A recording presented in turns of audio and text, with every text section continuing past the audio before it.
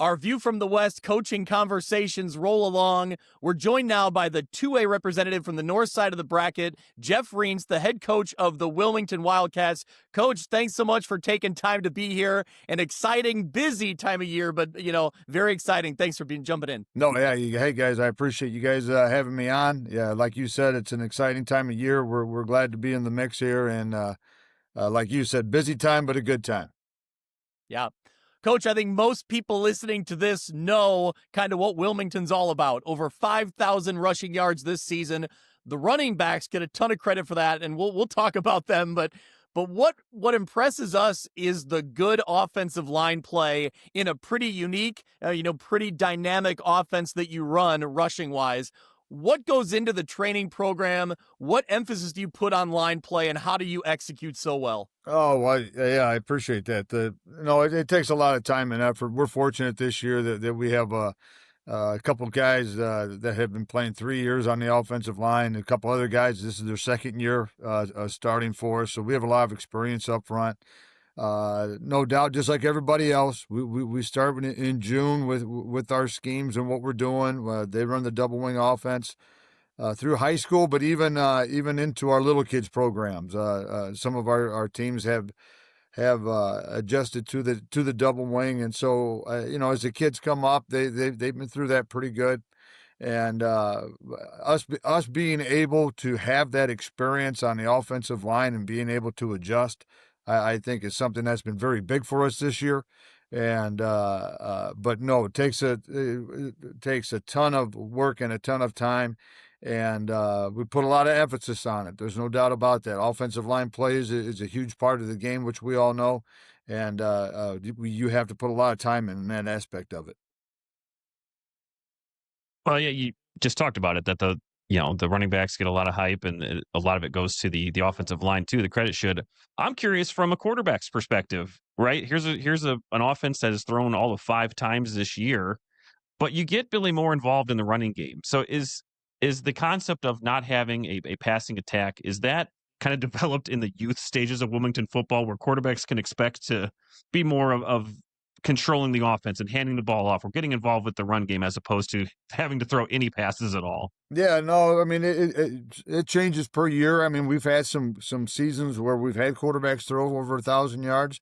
Now that hasn't happened for a while because just because every year you get your team and what it presents, and you make the most of it. Where Billy is more of a running back type kid and very fast.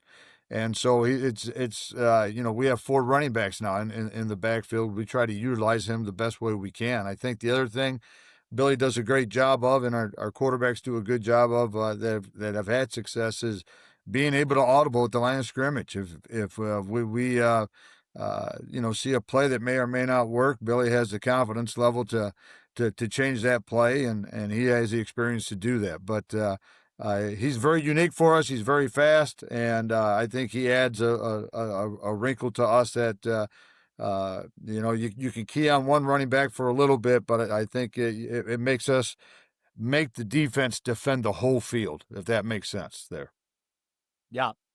Coach, I want to kind of talk, a little bit of the big picture back in the regular season. You make it to this state title game, but a lot of the regular season was spent wondering if you'd fall in 2A or 3A. And I know that's nothing new for Wilmington. You've kind of been on that line the last few years, but how much do you pay attention to that during the regular season? Because I know a lot of coaches say they try to ignore it, but for you guys, it completely flips what teams you're scouting, what you're looking forward to when you're falling to a whole different classification. I know it really does, and that's something over the last 4 or 5 years that where we've gone into 2A a little bit is that we've opened up ourselves into playing a whole brand new group of schools that we usually would not come across.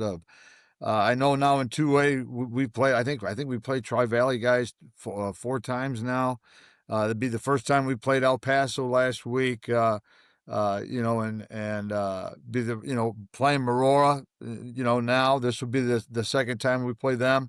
And so we've been used to the 3A part of it, no doubt, for a majority of my career here. But when you do go 2A, and a lot of people talk about it, which way are you going to fall, this and that. And boy, I tell you what, people talk about there's the difference of 2A and 3A, and there is a little bit, no doubt about it. But boy, there is some great football in 2A, and so I think the class thing kind of, I know it's different classes, this and that. I don't care who you're playing. When it comes to playoff football, you're playing a quality team, and we found that in Class 2A.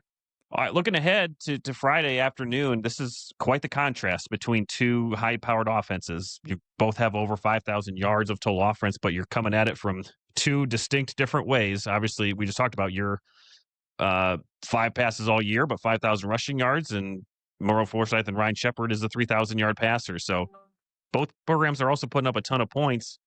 But you've only allowed opponents to get into double digits 3 times all year.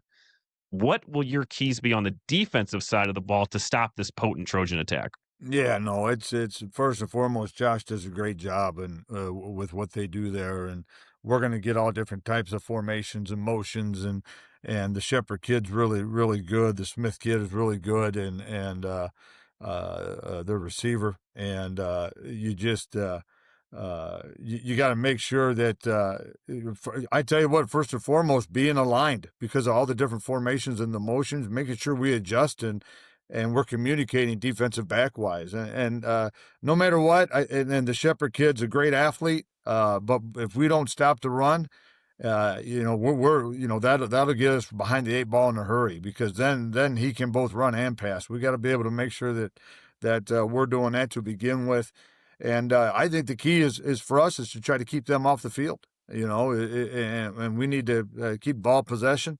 We need to try to keep the ball out of their hands because they have so many weapons. But you're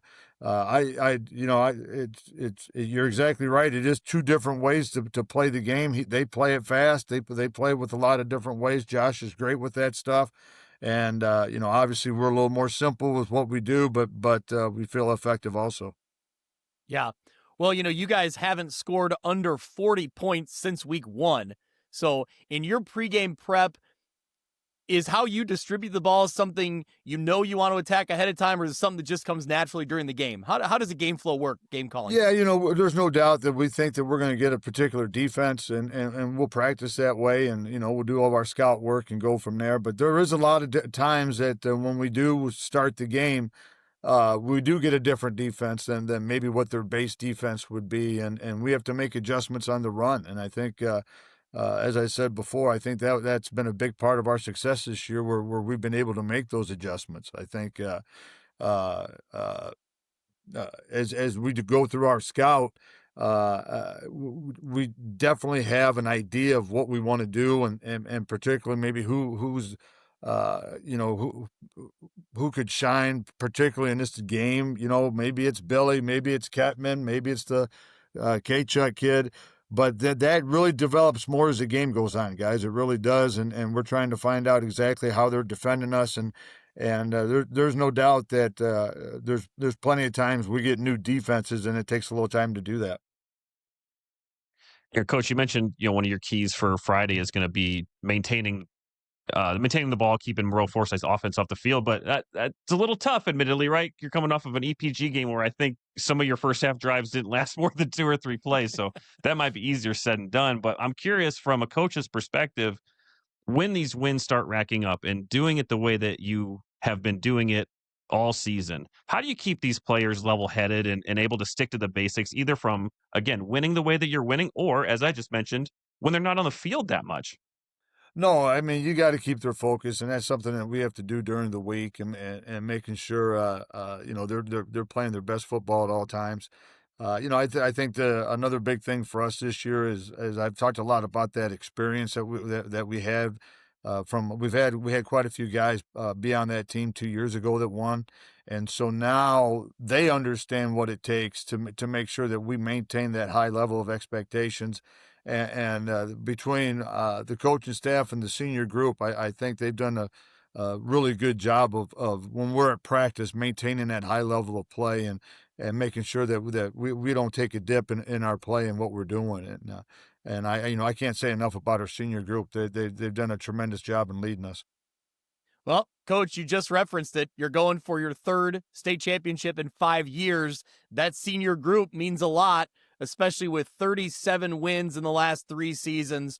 Talk about that group, and I don't want to put you on the spot and individualize all of them, but talk about that group collectively and what they've meant to the program, the community, to you as a coach. Yeah. Oh, they're a special group. You definitely as a coach, you have bonds with every group that you have. But there's no doubt that this year's a very good group and a group that it's the same. A lot of teams say the same thing. They're not just tight off or on the field, but they're tight off the field too. And they mean a lot to us. The support that we have for football is great, and I think our fans really, and obviously enjoy coming to the games. But they know when they see really good football, and this year we've been able to this point play at that level, and hopefully we can continue to do so against a great Maroa team. It'll be a great test for us. But they are a special group of kids, and I love being with them at practice. I love being around with them at school. I mean, they're good kids not only on the field, but they're good kids in the school hallways also. So I can't say enough about them. They're definitely going to be missed, but at least we got one more game with them. Yeah, Coach, congratulations. Enjoy this week. And I don't know if you follow along with NUICfootball.com. Kyle Kampmeyer has a slogan that says, "Run teams win in November." So I don't know if you guys are like the epitome of that. You guys are the absolute definition of run teams win in November. So, yeah, congratulations on a great run so far. Good luck on Friday. We'll be there covering the 2A state championship game, so maybe we'll run into you, but best of luck. Hey, guys, I can't tell you how much I appreciate it, and you guys having me on. Thanks a lot, guys. Oh, hey, Coach, real quick before you go, Yep. Are you guys wearing all purple on I